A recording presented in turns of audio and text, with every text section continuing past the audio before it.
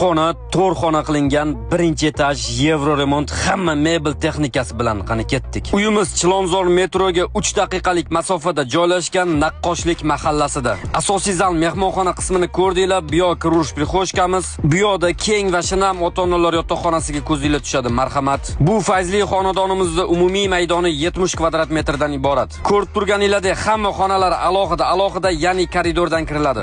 Bu xonani bolajonlar yotoqxonasi sifatida foydalansanglar bo'ladi. Bu yoqda o'zini alohida sanuzel qismlarini ko'rib turibsizlar. Xonadonimiz g'ishtli domdan iborat. Uyimiz yoqqan bo'lsa, videoga like bosib qo'yishni unutmanglar. Bu 4-xonani yotoqxona yoki bolalar yotoqxonasi sifatida foydalansanglar bo'ladi. Uyimizning narxini video oxirsida aytib o'taman. 2/6 o'lchamli balkonimizdan unumli foydalanib, oshxona qismi qilib qo'yilgan. Oshxonadagi barcha mebel texnikalar dit bilan joy-joyiga joylashtirilgan. Uyimizning remontiga 1 dan 10 gacha kommentariyada baho berib qo'yinglar. Kirmoshina va xolodilniklarni ko'rdinglar. Uyimiz 1-qavatda joylashgan. Xonadonimiz narxini $93,000 so'rashyapti. Qo'shimcha ma'lumot olish uchun telefon raqam qoldirdim.